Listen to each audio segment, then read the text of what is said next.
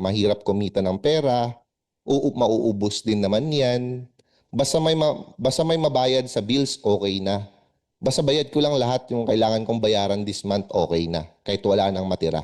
So those are one example of limiting beliefs. At kahit nga naririnig natin ngayon, masasabi natin, wala naman talagang mali, di ba? Walang mali naman nun.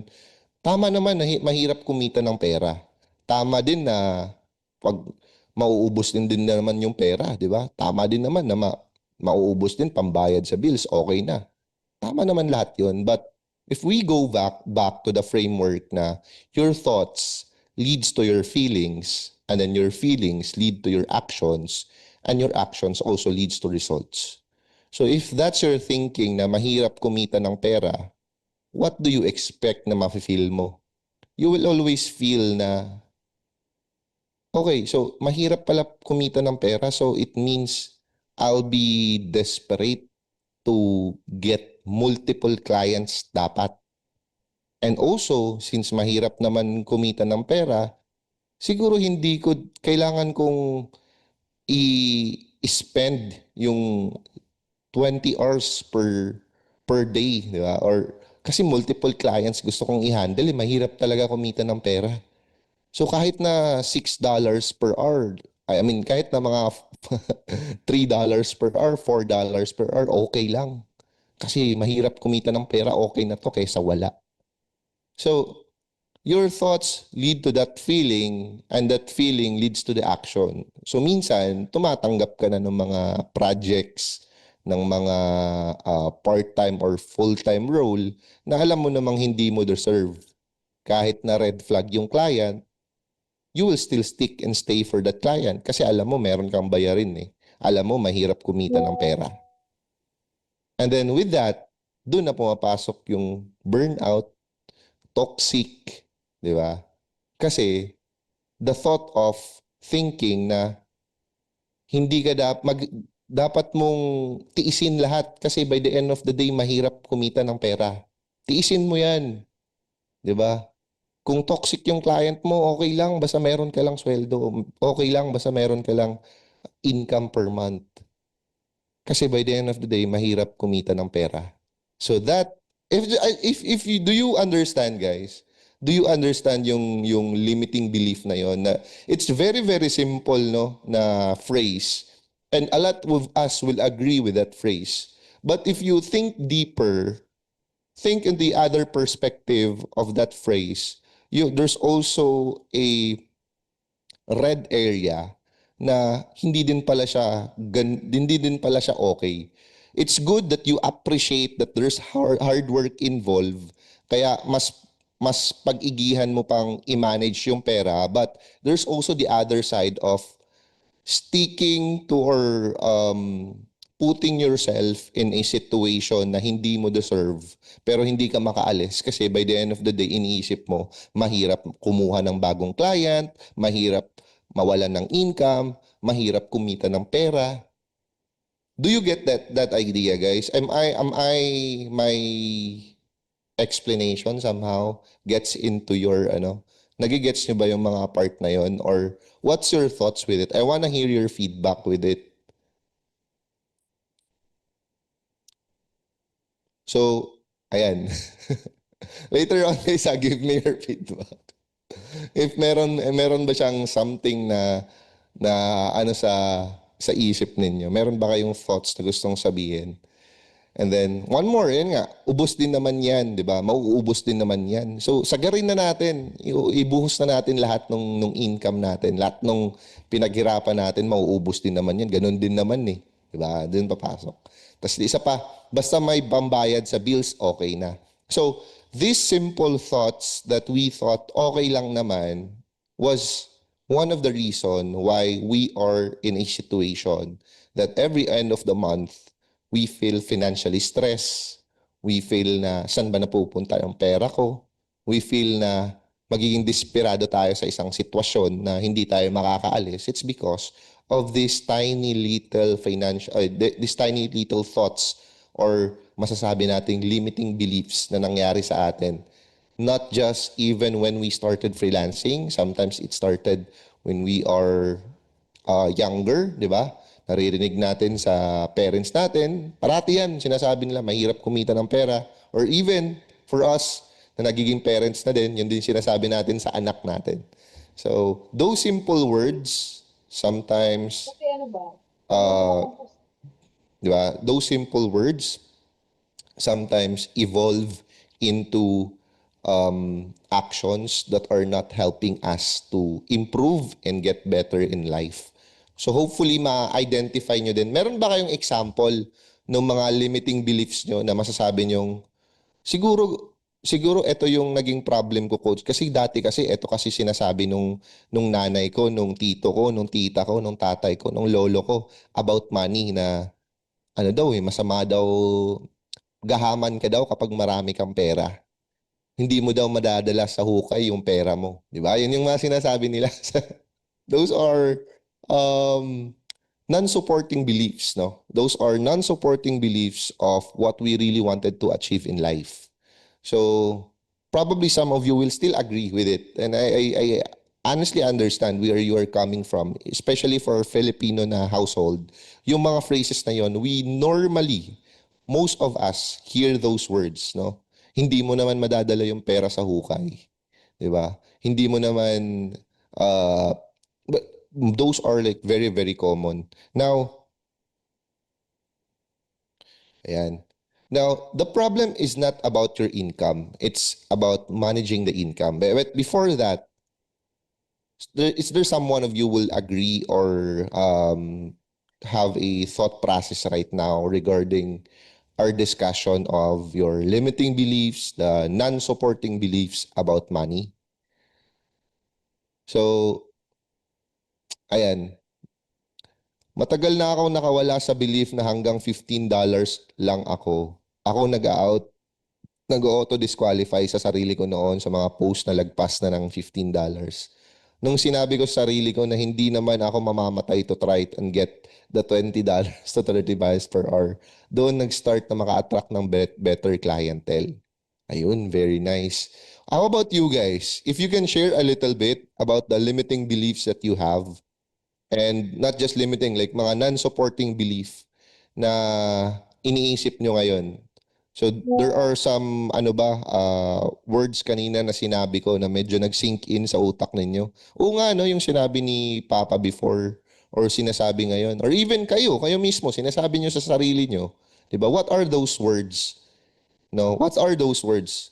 Let's say for example, um uh isang limiting belief na or non-supporting belief na na naririnig ko, and I also got from the environment that I have growing up, is that ito medyo ano to, in religious siya na ano guys, no bad ano sa religion, but um there's a certain script daw sa Bible na you should not be, well, not the exact word in anything, no, but sinabi doon na yun nga, hindi ka dapat maging gahaman sa pera kasi ano lang naman siya, material na bagay lang at hindi mo madadala sa ano. But yes, that's right, no. But there's a lot of um, point of view regarding that. It's not just about like the love of money. Ayan, that's the word. The love of money is the root of all evil. Yung mga ganong phrases, yun yung mga ganong thoughts na pumapasok na naririnig natin na kapag madami kang pera, pag mayaman ka, most of the time, di ba? Merong illegal na ginagawa. Meron kang mga um, nanglalamang ka ng kwapwa kapag mayaman ka, kapag meron kang pera, di ba?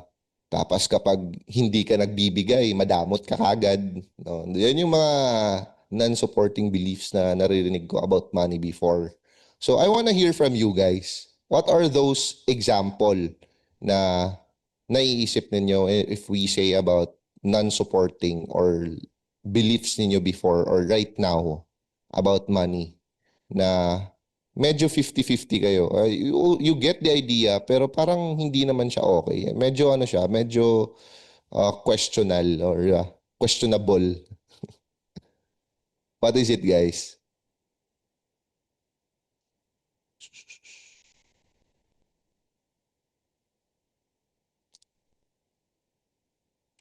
Or baka meron diyang gusto mag-share. Mag-open mic. Let's do it. Open mic. Saglit lang.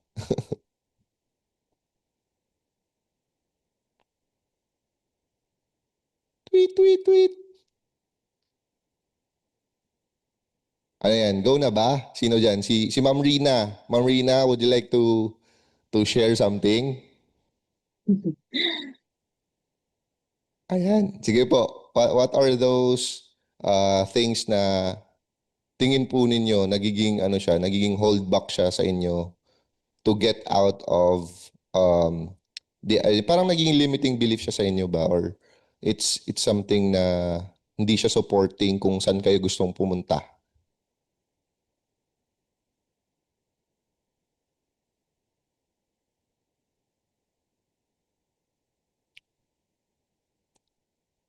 Ayan. Hello, Ma'am Rina. Wala po kayong mic ah. Sorry po. Narinig ko kayo kanina pero sige, sige po. No worries po. Make money but don't love money. Yes, that's true, no? Money can't buy happiness, but the truth is we can really buy things that make us and our family happy. Yes, oo, totoo yan. Tsaka yung sinasabi nilang make money but don't love money, no? Yung money is the root of all evil. Yan, isa yung sa pinaka very very common. But by the end of the day, kung mabuti ka talagang tao, tapos bibigyan ka ng maraming pera, di mas magiging mabuti ka, di ba? Kung masama ka talagang tao, bibigyan ka ng maraming pera, mas magiging masama kang tao because it just quantify what you already are. Kung ano talaga yung karakter mo, iko-quantify lang ng money. So, yan yung mga ideas na naririnig natin before, and slowly when we grow up, when we became mature about things, doon natin na-realize na hindi nga talaga sila supporting beliefs on what we're trying to achieve. Kasi do you agree ba guys?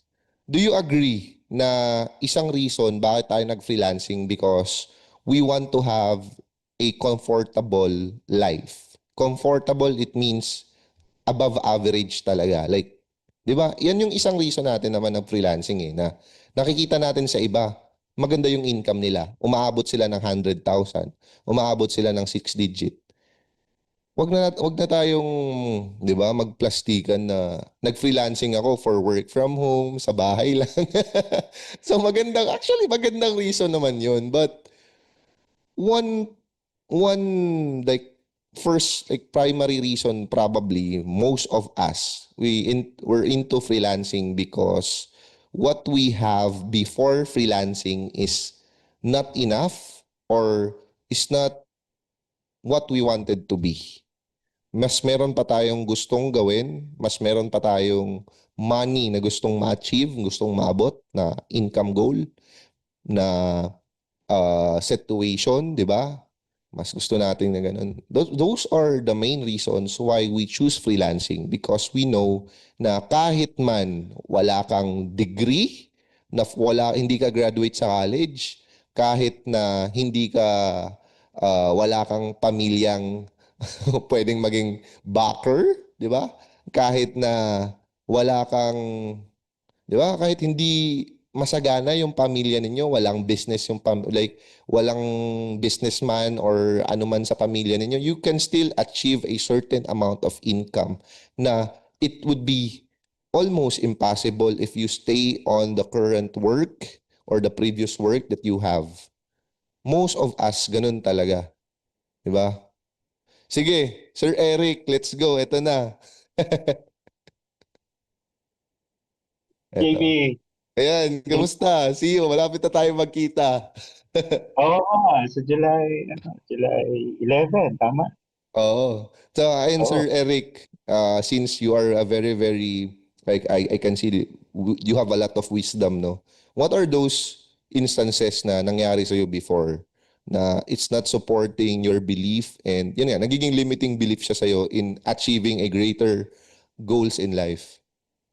Well, prior na mapunta ako dito sa sa gantong industry, kasi nasa ako, corporate world ako, is engineering for 20 years, 2018 nag-retire ako. Prior to that, I mean, nung nag-work ako, marami na akong limiting beliefs. Actually, mga nabanggit mo. mas malala pa nga dyan, mga sinasabi ng airport ko, sorry for the word, pero, or mother ko, sorry for the word, pero sinasabi, hindi namin tinatay ang pera. Di ba? Mhm. Mga ganong word, di ba? Mga, yun yung mga limiting belief. Pero during that time, I think, kumbaga, ini-erase ko yun sa utak ko, inaalis ko yun sa utak ko. And to the fact na nung time na nag-work ako, umabot ako dun sa ito yung kabaliktaran ngayon, JV, sa sitwasyon ko before, bago ako Mhm. napasok sa kantong industry. I was earning six digit na prior ako mag-resign or prior to retirement. Nag-retire kasi ako 2018, ayoko nang maging empleyado eh. Mhm. So, kumikita na ako, okay na. But unfortunately, ayun din, yung sinasabi, nasanay ako sa spending habit. Sabi nga nila alam mo, sabi ng mga katrabaho ko, alam mo sa totoo lang, hindi mo maiiwasan pag tumataas ang sahod mo, tumataas din yung lifestyle mo. Mhm. Hindi naman, limbawa dati, Jollibee ka kumakain, di ba? Actually, mahal lang nga si Jollibee ngayon. Pero time na yun, sabihin na, Jollibee ka kumakain. Pero six digit ka na, Jollibee ka pa rin ba? Never na nangyayari yun. So, in a way, sumasabay. Kung ano yung lifestyle mo, sumasabay. So, nangyari sa akin yun. Um, until, hanggang of course, nung mag-retire ako, hanggang sa, after ko mag-retire, wala naman akong regular income na after ko retirement, yung pa, ano-ano na lang, pasulpot-sulpot, hindi yung katulad dati na six digit regular, talagang papasok siya yan. But the lifestyle still exists. Mhm. Hindi ko maalis yung lifestyle. So doon ako nahirapan. Kasi nasanay ako kumain sa restaurant. Anak ko, pa pwede mo ba ibalik sa Jollibee o sa mamurahin ulit na pagkain niya? Definitely na. Pero hindi na regular yung income ko nung pumasok ko sa ganitong industry. And doon ako dumating doon sa point, yung rock bottom na tinatawag. I don't know kung naramdaman na ng karamihan. Doon ka magkakaroon talaga ng realization. Right now, I think for other people, hindi pa nila nararamdaman yon. Pero, totoo yun eh. Naririnig ko na yun before, not until may experience ko talaga yung rock bottom na sinasabi nila. Doon talaga ako nagbago, totally. As in, as in. Talagang yung pagmamanage ng pera, yung pag-check every day, yung alam mo talagang binabantay ako. Dati hindi ko binabantay ako magkano pumapasok at magkano lumalabas. I don't care. Basta importante may pera ako at may kakain at masaya yung pamilya ko. Pero when you reach that rock bottom, my God, ikaw mismo parang hindi mo na alam kung ano yung gagawin mo. Ngayon, alam mo naman, JB na, nag-start pa lang din ako rito sa ganitong industry. Hindi ko pa totally nare-reach yung sinasabi mong six digit. But the important thing is, na-realize ko kung paano mo na ngayon i-manage yung pera. Paano mo na ngayon bantayan yung financials mo. Which I think, yun yung importante yung sinasabi mo nga. So, ayun. Ngayon talagang bantay sarado eh. May mga client, may mga client ako, unti-unti ko, may goal, which is tama, may goal. Hindi ko pa nare-reach yung six digit na regular, but at least may goal na ako. Gusto kong ma-reach yun, binabantayan ko pa rin nung ah, mindset ngayon kung paano ko ngayon i-manage yung pera. Kasi baka bumalik na naman yung time, o sige, six digit na ako, ito na naman tayo, gastos dito, gastos doon, di ba? Ako nga, to tell you honestly, guys, mahilig ako sa bike. Gastos ng bike, pati yung mga jersey. Pero ngayon, pagka bumibili ka ng jersey, sa second hand na lang. Hindi Aha. na yung dating talagang jersey ko, 1.8, 1.5 ngayon. Nakakita ako, maganda second hand, 120, papatulan ko na yun. Pero dati hindi. 1,500, hindi ko pinapansin yung presyo ng jersey niya. Bibili niya dahil gusto ko. But right now, because of that experience, talaga na-experience na yung rock bottom, doon ko na-realize na hindi habang panahon. And I think that also helps me a lot na na alam mo yun, yung even yung pag-work mo, hindi ka stress. Even doon sa ginagawa mo, hindi ka stress. Kasi sabihin natin, kumikita ka ng six digit, pero sakit naman sa ulo. And then pag sakit sa ulo, bibili ka ng kung ano-ano.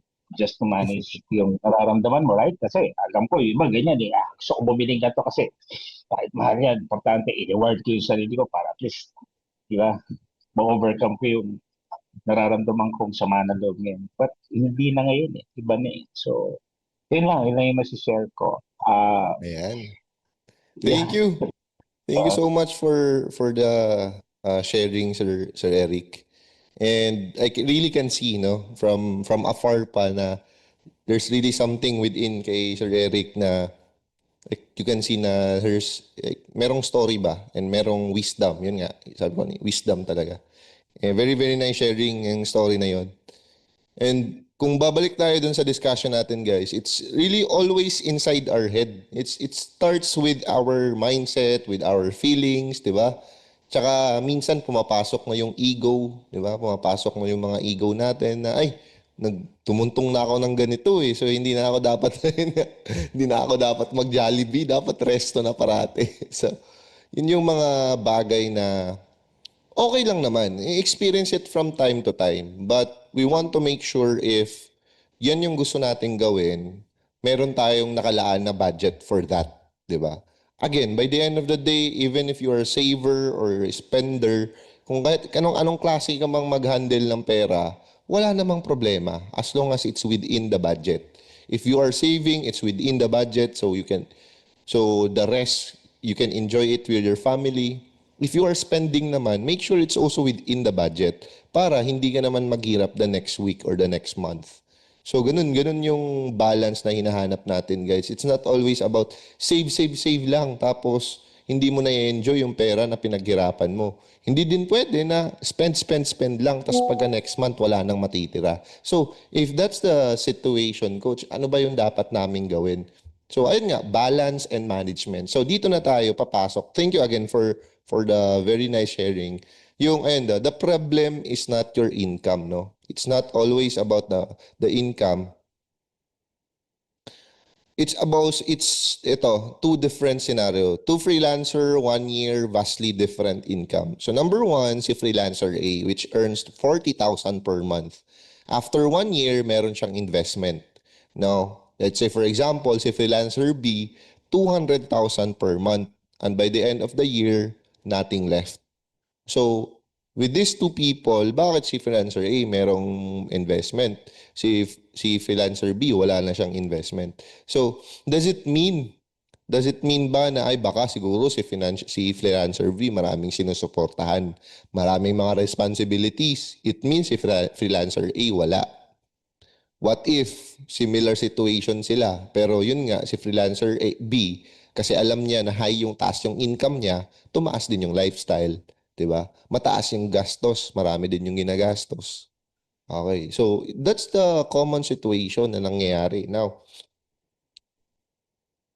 okay. So, eto, every piece o peso needs emission. So, needs emission. So, dito na papasok yung and why it feels like you're starting over every month. So, the money comes in, the bills and wants consume it, your bank account is empty, and wait for the next payday.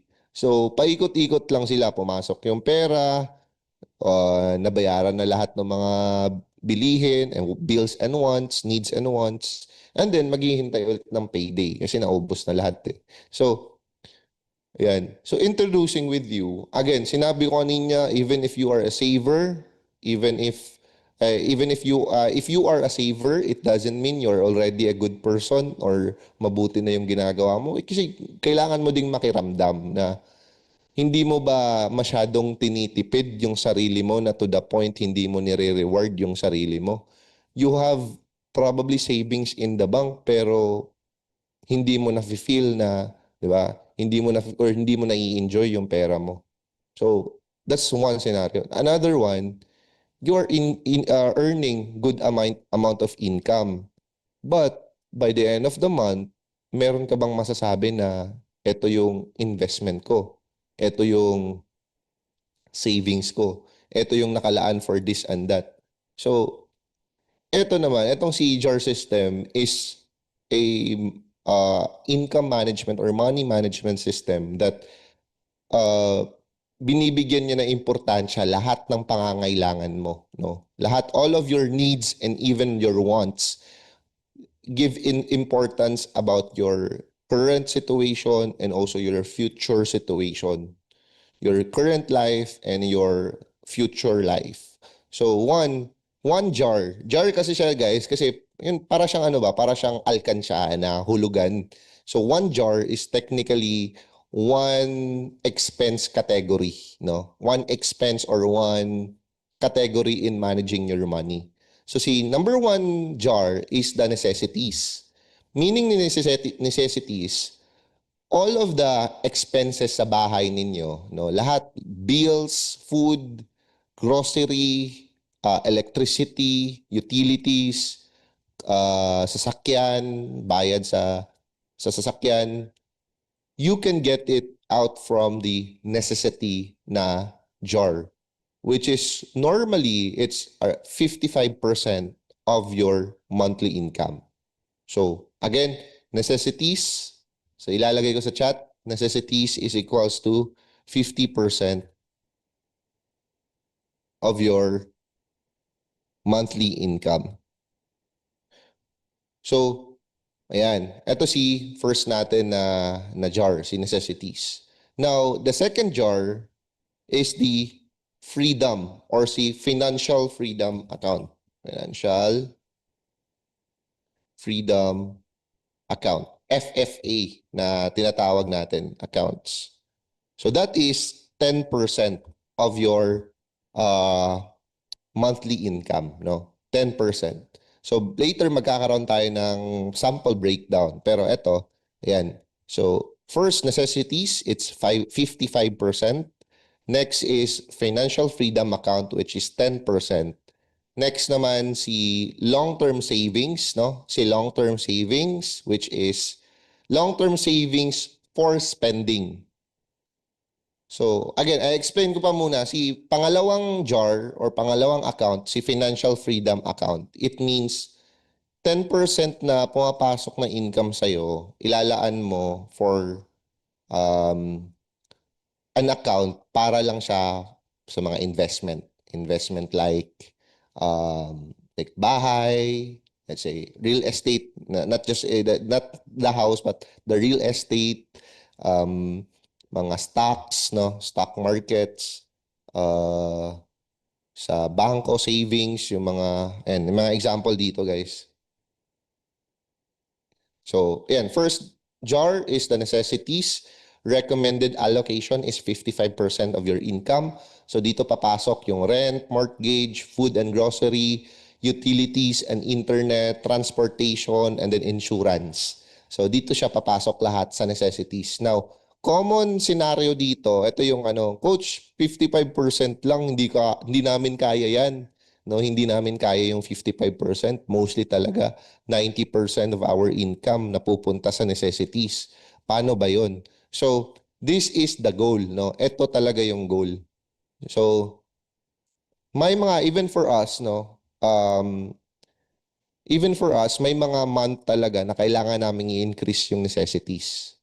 Pero dapat hindi siya, dapat meron ka pa ding i-allocate sa ibang mga jars. So explain ko mamaya yung ibang jars, tas explain ko din kung paano namin ginagawa for those months na medyo mataas yung mga bayarin. Okay? So pangalawang jar is the financial freedom account.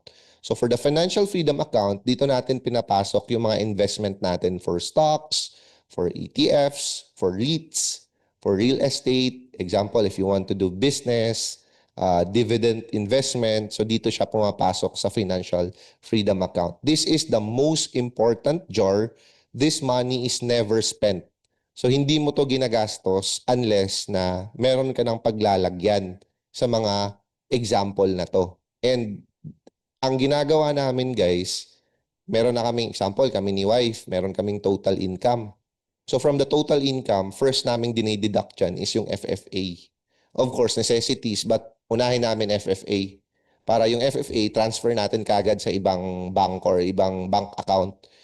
So para dun lang talaga siya. Para later on, pag meron tayong plano na business, meron tayong plano na investments, meron na tayong pagkukunan ng pera. Tas hindi talaga siya ginagastos for anything else. It's only for investment and for our financial freedom. Yun talaga yung goal namin na yan. Hindi talaga siya. Coach, what if yung mga emergency fund and everything, later on, ma-explain siya kung saan siya papasok. So, pangatlo, long-term savings for spending.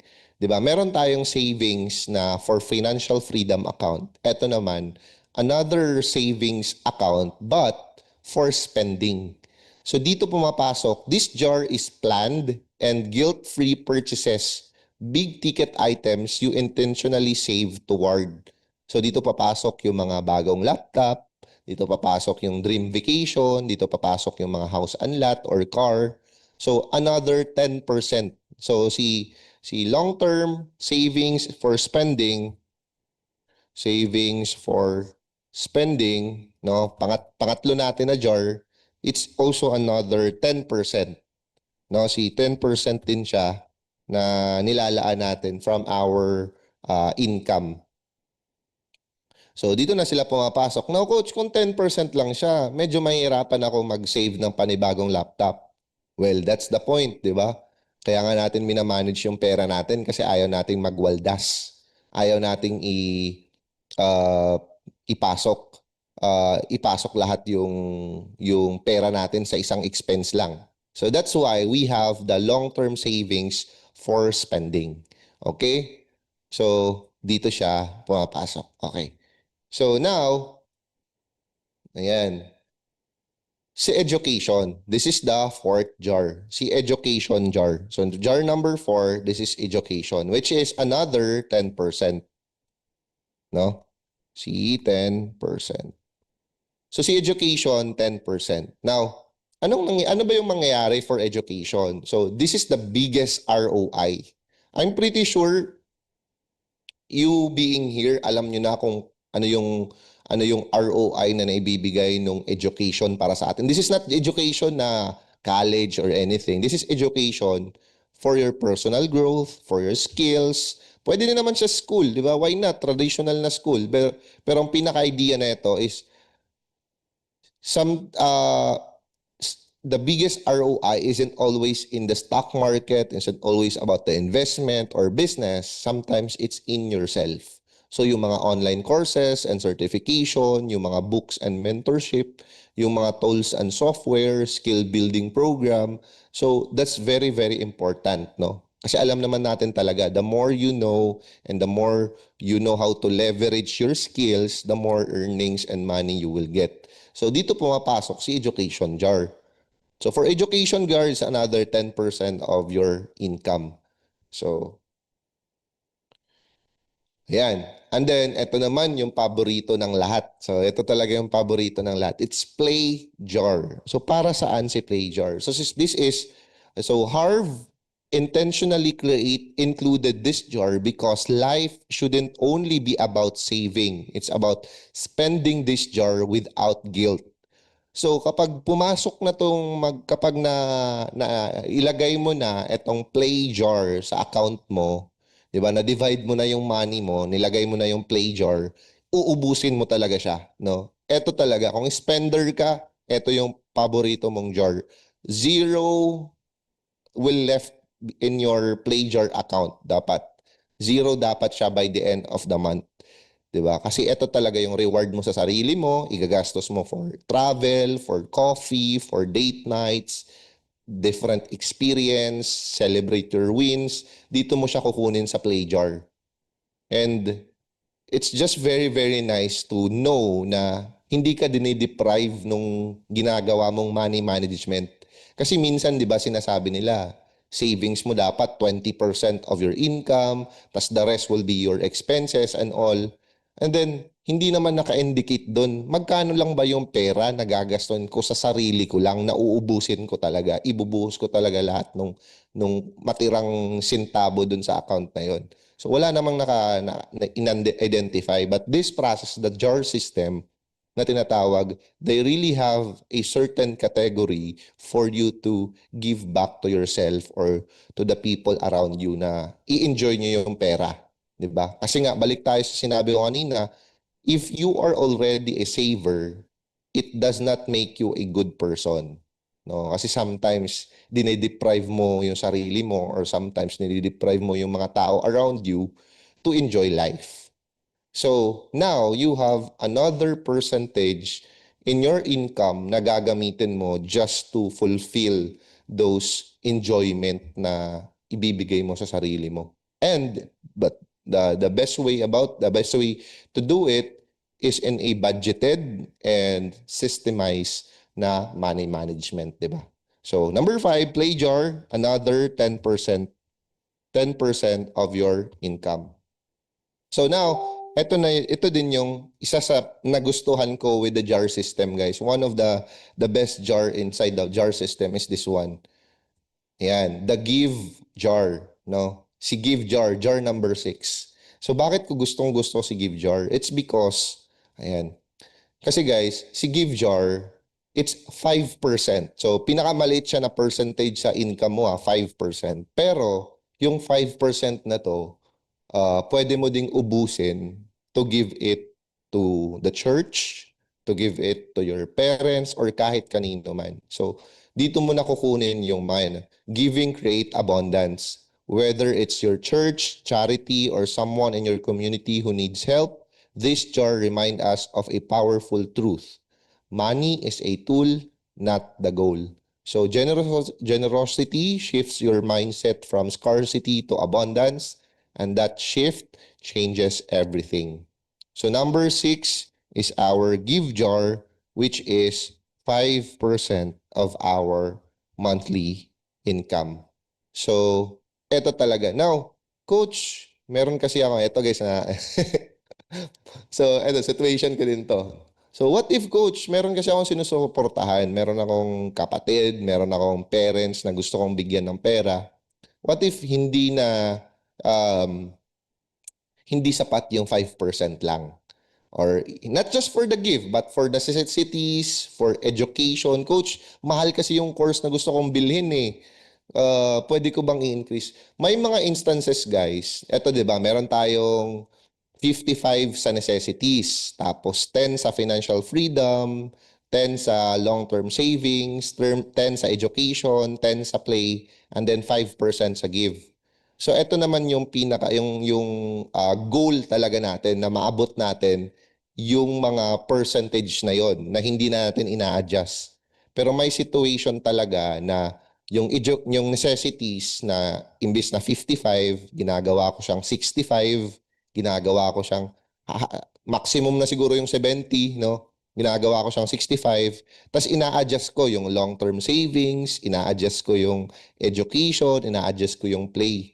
Para of course, umabot pa din siya ng 100%. Pero wag niyong gawing zero. Yun yung when you are, hindi, pinapractice pa din natin to, di ba? Hindi naman automatic. It will shift or it will change our life na automatically on how we can manage money. So may mga instances talaga na ipapractice natin siya. Hindi man siya perfect, but at least we are implementing and pinapractice nyo na siya in your monthly budgeting with you or with your family. Kung gusto mo nga itong i-share sa pamilya mo, I'll give you a copy. Bibigyan kita ng copy with this slide para kung gusto mo itong i-share sa wife, sa family mo, you can also share this concept ni JAR system. And again, I highly recommend for you guys to read this book, The Secrets of the Millionaire Mind ni T. Harv Eker. It's a very, very nice book, no? If you find the Rich Dad Poor Dad ni Robert Kiyosaki useful, this is also useful, no? Very, very useful. So, ayan, eto si give, it's 5%. So, usually kapag tingin mo you want to increase the give account, then ina-adjust mo yung play, ina-adjust mo yung education, ina-adjust mo yung long-term savings. Yung financial freedom lang siguro for me ang last na account na gusto namin i-adjust. Yun lang yung last na account na liliitan namin kasi it's very, very important yung financial freedom account. Yung long-term savings kasi pwede pa nating, kung meron tayong gustong bilhin na laptop or gamit na medyo mahal, pwede pa nating i-next month na lang kasi hindi pa kaya ng budget, di ba? Pero yung financial freedom account, that's very, very important na dapat talaga discipline and every single month consistent yung nilalagay mo so that in the near future, hindi ka na din mahihirapan when you start to build wealth, invest, or to start a business, meron ka ng pagkukunan. So, yun yung pinaka maganda with the financial freedom account. So, that's the situation, guys. Now, give as well, 'di ba? Meron ding ibang tao na they are really open to give to other people. Wala namang mali doon. Basta ang idea natin with the jar system, guys, if give for you this month is 5%, that the amount of money that you will give should not be more than 5%. Kasi kino-compromise mo naman yung sarili mo doon.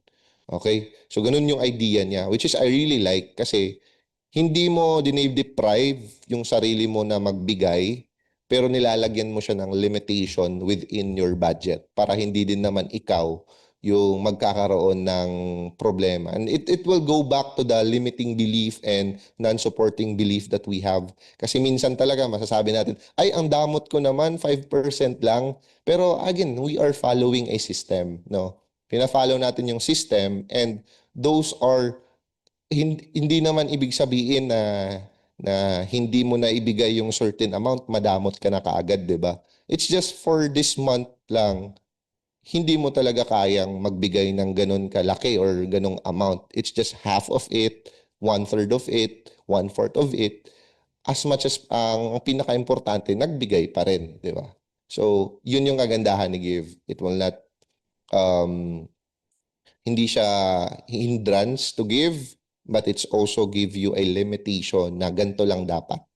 Kasi marami sa atin, I'm also speaking for myself, we are people pleaser, no? Especially for our family. Gusto talaga natin bigay lahat sa pamilya.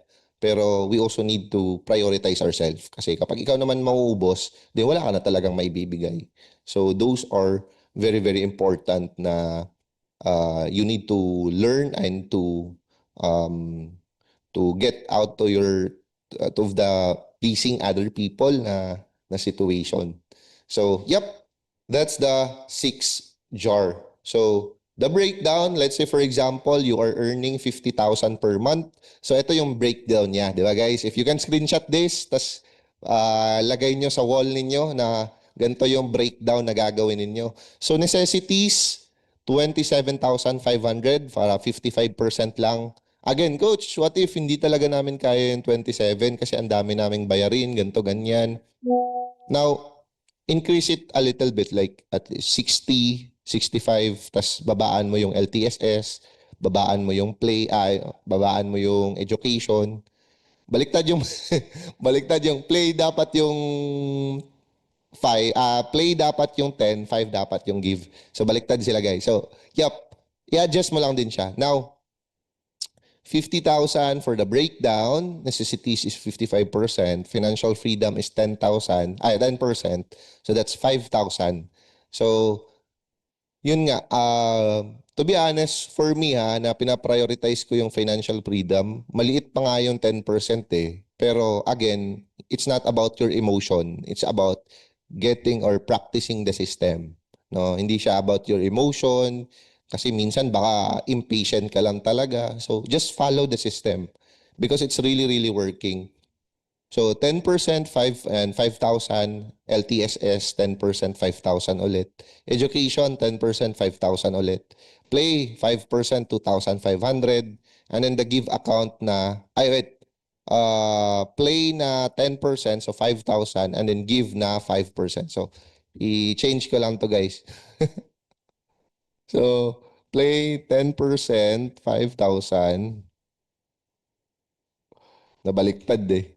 Tapos eto naman sa give, 5% lang siya. So, it's 2,500. So, ganito yung breakdown na ginagawa namin every end of the month para prepare na kami for next month. Diba? Meron na kaming, and then, isa pang tip na maibibigay ko sa inyo, guys, ang ginagawa din namin na nag-a-assign din kami ng certain account na bank account for uh, different jars. For example, sa amin, necessities, BPI. So lahat ng mga expenses namin, pinapasok namin sa BPI savings or debit card namin. So meron kaming card dito na dun yung pinagkukunan namin for all of the necessities that we have. Para kapag pumasok na sa yung 27,500 sa BPI account, parang mafe-feel mo, ay, okay na ako, save na ako for this month. Parang ganun. I'll also work hard para next month naman. And then financial freedom account. Eto, nilalagay din namin. So nilalagayan namin ngayon is GoTime kasi mataas yung interest ni GoTime sa mga savings ba. Mataas yung mga interest niya. So that's the GoTime yung nilalagyan namin. Pero I suggest for financial freedom to put it in an account na hindi mo mawi-withdraw. Hindi mo mawi-withdraw easily. For example, yung mga passbook, ayan, yung mga passbook na walang card. Kasi 'di ba kung i-withdraw mo yun, kailangan mo pang pumunta sa bangko. So mas maganda na wala siyang card, tsaka wala siyang banking system. So parang nilalagay mo lang talaga yung or hindi ka mag-open ng banking system for it para mo siyang kinakalimutan ba na when time comes na kailangan mo siya, dun mo lang siya pupuntahan or dun mo lang siya kukunin para mag-grow or mag-ano talaga yung money mo for the financial freedom account. Na next naman is the LTSS or long-term savings for spending. So itong LTSS namin, nilalagay namin, I think sa Metrobank. So meron kaming yung shared na account sa Metrobank, nilalagay namin siya sa Metrobank. Education, ito sa BPO naman. So separate account talaga siya sa BPO savings. So ito sa naman sa education. Sa Play account, eto, GCash card. Ayan. Bakit namin nilalagay sa GCash? Kasi ginagastos namin to, di ba? So inuubos namin siya. So nilalagay namin sa GCash para easy lang na magastos. And then the give, also GCash. So ganun yung process namin in managing our expenses. Now, Coach, saan mo nilalagay yung mga emergency fund? So, we highly believe or dun sa ano natin, explanation natin kanina na thoughts is equals your feelings and your feelings leads to your actions and your actions leads to results. So, kapag iniisip mo kagad na merong emergency na dadating talaga yan kasi iniisip mo na, like minamanifest mo na. Like para siyang energy ba na kung ano man yung fino-focus mo, dumadating talaga, di ba? So, instead of creating an account for emergency, I want to think about it as a contingency fund.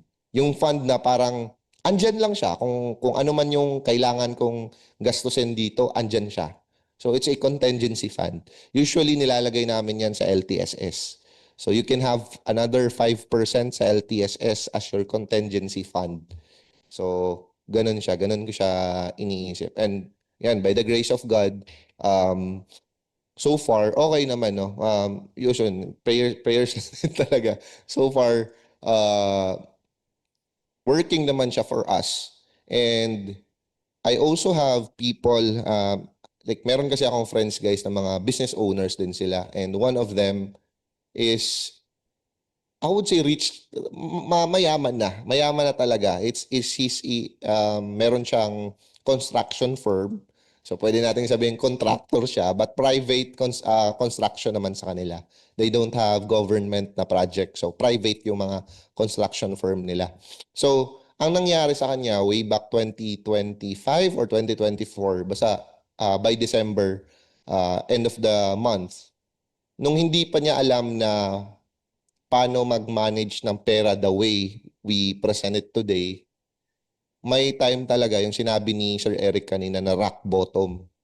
So meron siyang utang na 23 million, tas December yan, 'di ba? So kailangan niyang magpasweldo sa mga empleyado niya and also the 13 months pay. So hindi niya yun naibigay up until mga February na ata for the next year.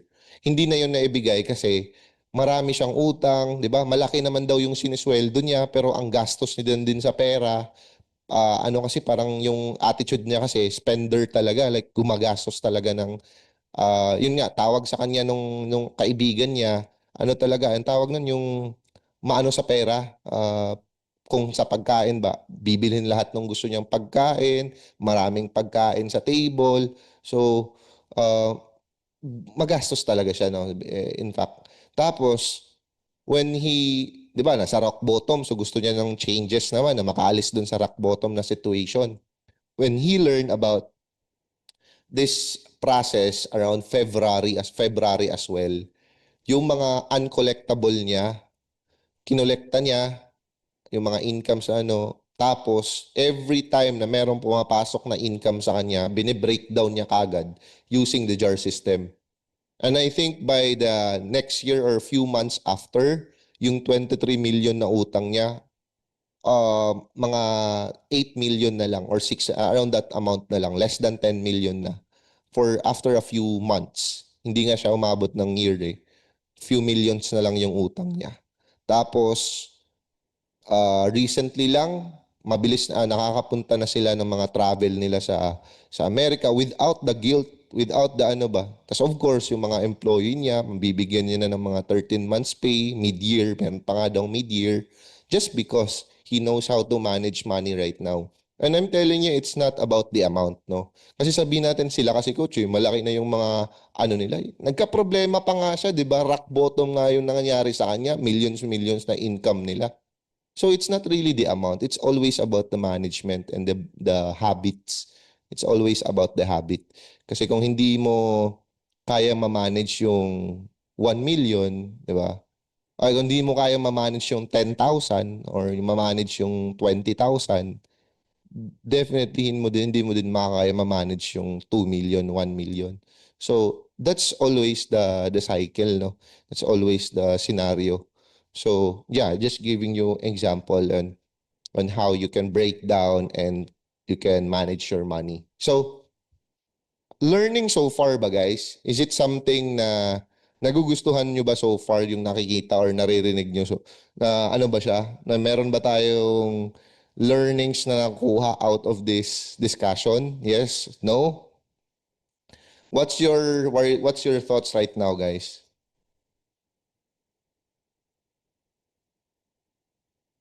Is there someone na gustong mag-share?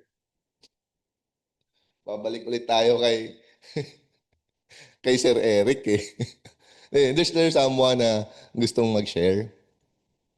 Anyone? Anyone, guys? Huwag kayong maya, tayo lang dito.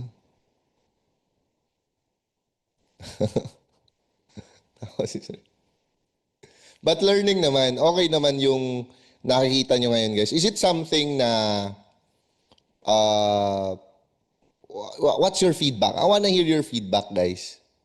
Is learning. Okay ba yon, Sir Eric? Simulan mo na, Sir Eric. Mahihain yung ano natin tonight, ah. Ayaw magsalita, ah. Oh, sharing is caring. I-share Oo, mo. sharing is caring. Nagagawa mo na to, Sir Eric, itong breakdown na ganito, or is it? Yes, actually, to tell you honestly, pinapractice ko na yan. But Oh, to tell you honest, yung gano'n, not exactly the same, pero yung meron kang mga breakdown, na meron mm-mm. ka on a certain things na makikinabang ka in the end. So, ginagawa ko na yan ever since pa. But, of course, there are times, no, to tell you honestly, na tama ka dun eh. May times na, oh, yung necessity ko, bukasan ko muna kasi mukhang kailangan ko ng play na dahil birthday ng anak mo, tipong gano'n. Mm-mm. So, I mean, ano rin eh, part of the process din naman yun na something na Yes. pwede mo namang Oo. pero but not all the time. Kasi baka mamaya masanay ka na yung 10, yung play mo 10%, like 10 dati naging 20, 30, nasanay ka na gano'n. Mm-mm. But it's of something na nakikita mo every day. Which to me, I think malaking bagay din na nakalagay ito, alam mo yung Excel talaga. Na pag in-input mo na yan, automatic, di ba? Kita mo na agad kung in, Oo. in hindsight, kita mo agad kung magkano yung gagastusin mo. Pasok mo lang, uwi, ito na. Di ba? Hindi yung Oo. parang isip ko, 10%, iba pa rin yung nakikita other than dun sa iniisip mo lang. Kasi minsan pag iniisip mo lang, 10%, kailangan ko sugat yung pera ko. And then eventually, lumalampas ka pala, hindi mo alam. So, Mm. I mean, iba pa rin yung, alam mo yung theory, mga ganito. Pero, iba pa rin yung ginagawa mo at nakikita mo and you put that into something na pinapractice mo. Yes, oh. Tsaka, ayun nga, hindi naman tayo mag-expect kaagad na makakuha natin siya kaagad na isang bagsakan lang. Ma-practice ka, ma-100 perfect kaagad. So, ano talaga siya, like, do it slowly, do it, um, yun nga, na happy ka na ginagawa mo siya. Kasi that will make it sustainable. So, but, yun nga, the goal is, like, let's say, a few months from now, you can use this exact breakdown na wala nang adjustment. Yan na talaga, di ba? Na-practice mo na, perfect mo na yung system.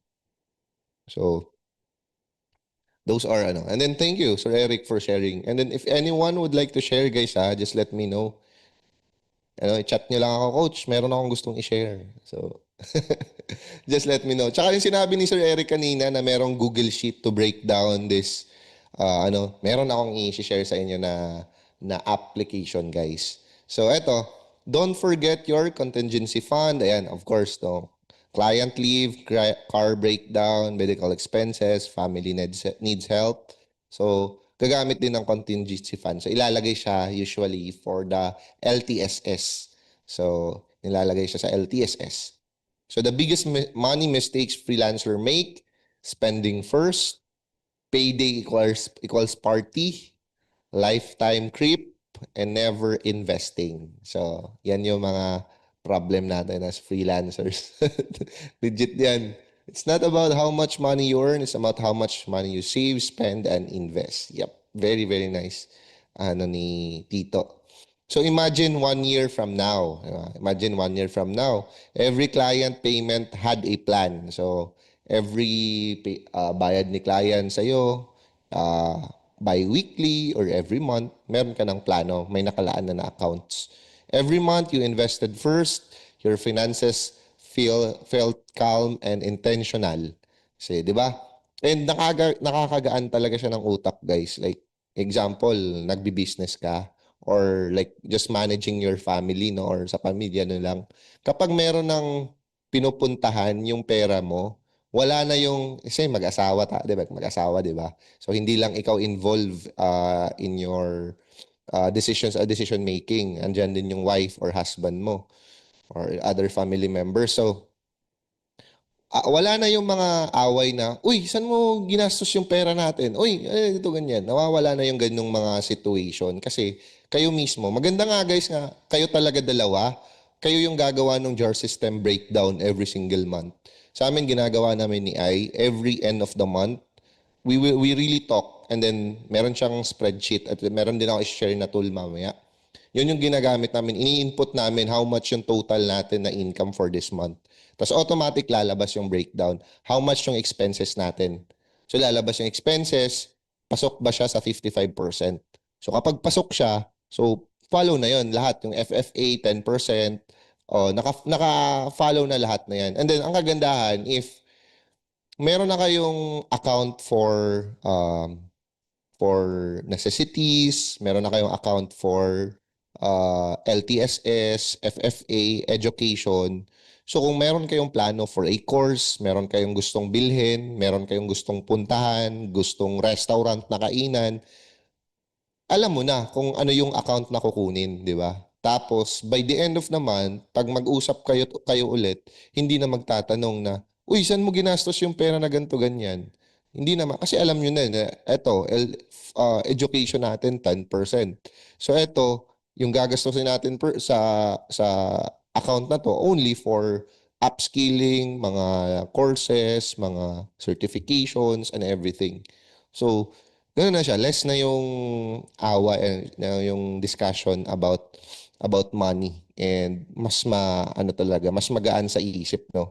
Mas gusto mong magtrabaho kasi alam mo na may pupuntahan na yung pera na pinaghirapan mo. Gano'n yung pinaka-idea niya. So, okay. And then two different skills. So, ito yung goal natin na makakuha tayo ng dalawang different skills. Number one is making money, which is the skills that majority of us gusto talagang i-improve, no? Gusto nating maging magaling sa automation, gusto nating mag-jump into cloud code and everything, gumawa ng ganto ganyan, mag-innovate, di ba? Mag-create ng course because we want to make more money, di ba? Making money, that's one of the core skills na meron tayong like currently ginagawa. But also, it's very important for us to know the skill of keeping and growing our money. So, a skill that a jar system helps you master. So, and then, eto naman. So, recently, I have a very, very passionate project, side project lang na gusto ko din magamit ninyo and, ayan, maging accessible sa inyo. Kasi, remember if our goal for growing our money is for us para meron tayong like FFA, the LTSS. So everything of that gusto nating matrack, 'di ba? Gusto nating matrack yung finances natin, kung saan pumapasok yung income and everything. Especially pinaka-importante sa lahat is tracking our expenses. So, in terms of tracking our expenses and also managing our income, gumawa ako ng app that helps me make it convenient. Kasi, di ba kapag gumagawa tayo ng example, ginagawa nyo na yung necessity jar ninyo, tapos nililist down nyo yung expenses. Pagka-list down nyo sa expenses, most of the time, hindi nasusunod yung monthly budget. Kasi sumusobra yung expenses or hindi nyo siya natatrack, hindi nyo na ma-manage ng maayos. Like, dapat yung ano natin is 27,500 pero bakit umabot tayo ng 35,000? Saan napunta? Ano yung ginastos natin sa expenses? Bakit hindi nagtugma yung allocation natin na pera? So with that, gumawa ako ng app, no? Gumawa ako ng app which is called Peso Jar and I'll show you paano ko siya ginagamit. So this one, ayan, ito si Peso Jar and makikita niyo yung makikita niyo yung budget dito, guys, oh. Ayan. Legit talaga to na ano. Legit to na ayan, wait lang. I-open ko lang yung account ko. So si Peso Jar it's a budgeting app, no? Budgeting app and expense tracking tool that help Filipinos give every peso a purpose. Ang kagandahan kasi ni Peso Jar, you can track your expenses in the very convenient way. Like dalawang pindot lang, o dalawang pindot lang, you can already track your expenses kung kahit saan ka man. So for example, for me, this is my, and papakita ko sa inyo guys, yung budgeting ko this month. So this one, ayan, yan si Peso Jar. Diba? So meron tayo dyan na remaining budget for the month. So first week pa lang, yeah, magkano na? 59% na. But ang kagandahan ni Peso Jar, makikita nyo sa baba. So makikita nyo sa baba, andyan yung mga expenses. So later on, magkakaroon ako ng demo for Peso Jar. But I'll just show you here. Ayan. So this one, ayan, lalabas yung mga cards.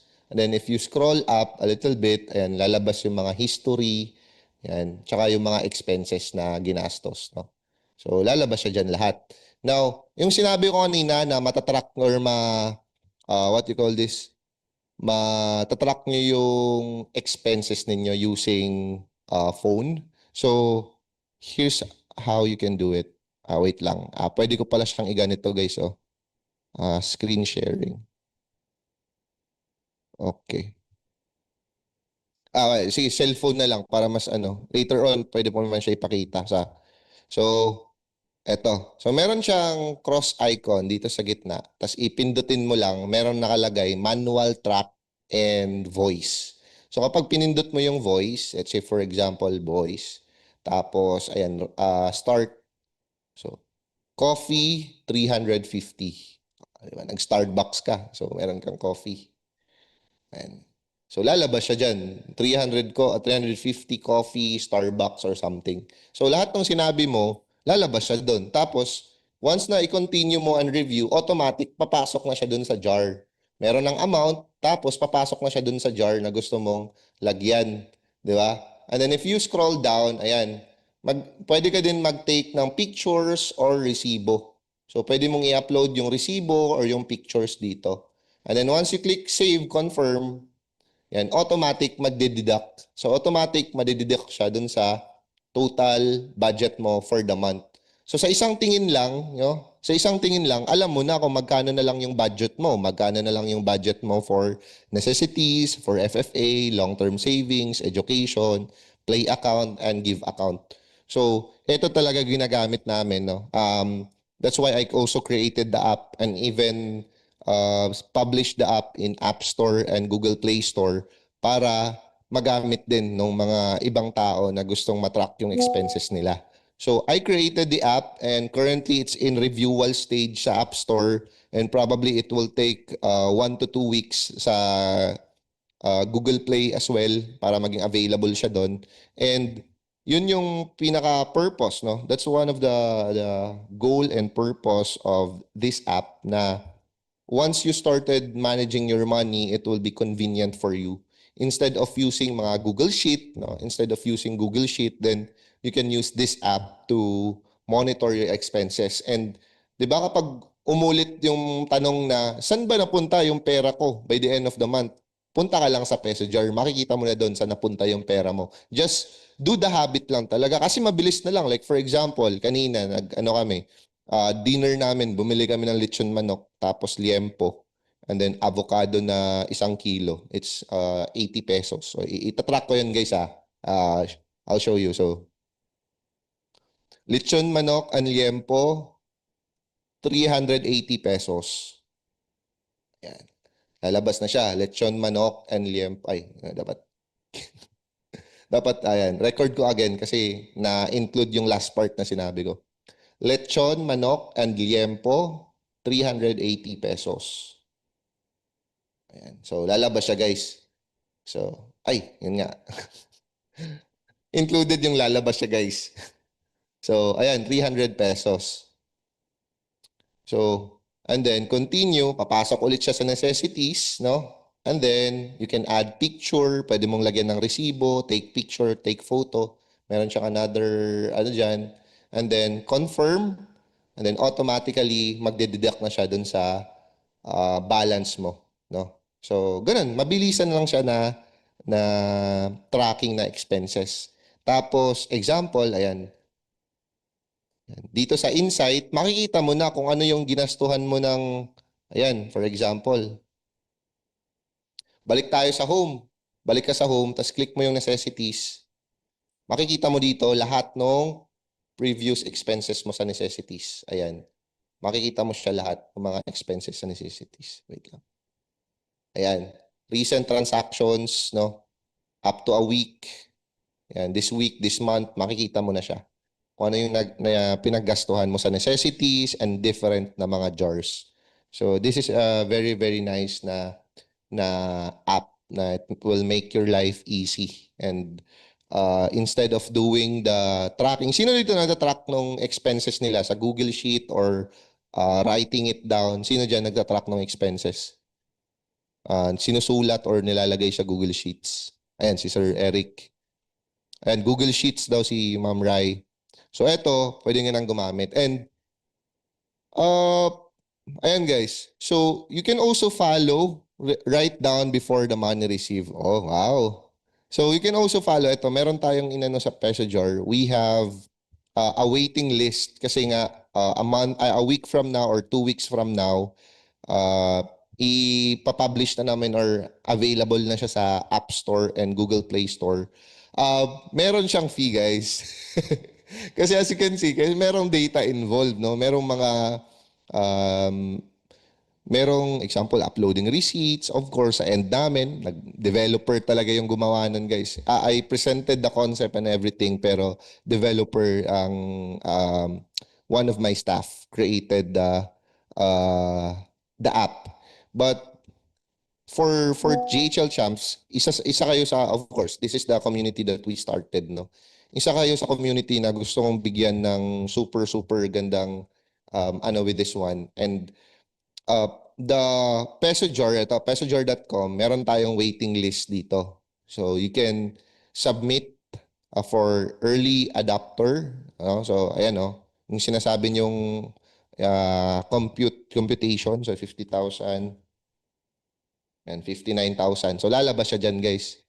So kung gusto nyo mag-early access na ito, once it will be available in App Store, mga 2 weeks, 3 weeks from now, pinakamahaba na siguro yung 4 weeks, guys. I think 2 to 3 weeks available na siya sa App Store and ganun din sa Google Play Store. So mga jar system, the peso jar, and then you can also sign up for the waiting list. So I giving this app usually the initial pricing for this is 249 peso. 249 parang kape lang, di ba? Parang Starbucks coffee lang per month. Pero I'm giving it sa community for mga 149 pesos lang mga per month. So by the end of the month, you can get all of your reports. Of course, you can track your expenses, andun lahat ng data, and then pwede nyong ma-save as a PDF. So, ayan, ganun yung magiging pricing niya. And then, I'll give it for all, that's the initial pricing, for all of the people who sign up in the waiting list. And I'm very passionate about it. For me personally, I have a lot of plan for Peso Jar, no? And hopefully, I can start to help people also how to manage their money properly and build wealth, no? Yun talaga yung goal natin. Kasi for example, kapag uh, lalaki na yung FFA mo, yung financial freedom account. So that's the time you can start looking for, eto, example ko guys our financial freedom account, dalawa yung project namin dyan. Isa is yung investing in stocks, no, sa stock market. Gusto namin na pasok-pasok lang. Pangalawa is real estate, rental properties. So right now, meron na kaming mga pending negotiation for ayan mga apartment. Binibili namin yung mga 6-door, 8-door apartment. Tapos yun na yung magiging passive income namin. Yan, mga rental properties, real estate. So, yun yung kagandahan niya, guys, na even if it just started lang siya from a tracking your expenses. It's not just tracking your expenses. It's actually building your life, building your wealth ahead pa na alam mo na kapag meron kang plano, may nakalaan na pera or capital for that plan. And 'di ba? Yun naman yung gusto natin na hindi lang para sa ngayon yung tinatrabaho natin, para din sa future natin, para sa future ng family natin, 'di ba? And also once we retire, at least meron na tayong passive income na nagbibigay, nagsusupply ng lifestyle natin. Yun naman yung pinaka-goal. And yun nga, we will start, di naman siya automatic mapupunta tayo agad doon kasi kung ganun siya kadali, dapat sana marami na. Marami na yung mga financially free sa atin, marami na yung wealthy, mayayaman sa atin, di ba? Hindi siya ganun kadali. So, just do it in one single step, and I think one of the most important thing to start right now is to manage your money very, very well, and also track your expenses, and also apply the system. So, ayan. Hopefully, this is also a fruitful session sa inyo. I know, again, it's not an upskilling session that we always have sa ating Friday call. And, ayan, this is all about money management. It's about sustainable way to earn, give, and grow our money sa freelancing. And I'm very, very happy to share this. No? Nagdadalawang isip talaga ako, guys, to share this kasi baka hindi makarelate or baka out of the topic masyado. But I think everyone deserves to know this process. And also, if one of you guys would like to use this platform, I'm also very, very passionate to use this. So, magkakaroon tayo ng mga sa waiting list nito, yung mga early adapters, magkakaroon tayo ng maliit na community, and then we can start to share. Magkakaroon din tayo, iniisip ko, yung mga monthly budgeting na kasama natin wife, mag-zoom call tayo, tapos ina-actual natin doon paano natin binabudget yung yung pera natin. So it's like a accountability call and then all of those things para 'di ba marami tayong magaan yung iniisip every month sa mga budgeting natin. So, that's it guys. I'm very very happy. Sir Philip, pag-usapan natin yan. Sige G, usapan natin yan. Naka-vibe code siya. Hindi siya naka-vibe code guys, kaya medyo nagbayad talaga ako ng ano neto, developer no. Kasi I want to make sure, kung vibe coding kasi wala akong background sa coding eh. Okay lang yung initial version ng app, pero kapag i-deploy na, 'di ba? I-connect mo na yung database, i-connect mo na yung authentication. Gusto ko proper yung infrastructure niya, tsaka yung development niya maganda. So I really invested a developer to create the system from scratch, as well as connect all of the database sa likod, the authentication, and also we publish it. Nagbayad din meron kasing bayad sa ano guys, sa Apple developer. Merong bayad sa Apple developer, merong bayad sa Google developer. There's a lot of expenses. And again, if it's giving you value more than what's the price, then why not, 'di ba? Hindi na din naman siya. So, wala pa siya sa Play Store. Wala pa siya sa Play Store. Siguro mga 2 to 3 weeks from now pa. Pero na for reviewal na siya mga 1 week na. So usually 3 weeks daw yung maximum eh. So probably 2 weeks from now nasa Google Play Store na siya. Sa App Store naman, siguro mas mauna yung App Store kasi ongoing na yung communication namin with the Apple dev team, no, Apple developer team. So I think mauuna sa App Store. So ayan guys, maganda ang UI ng app. Good job sa delivery. Oh, wala pang ano yan. Wala pa sa UI. Ako lang nag-provide ng UI design sa kanya. So marami pa kaming improvements na gagawin, to be honest.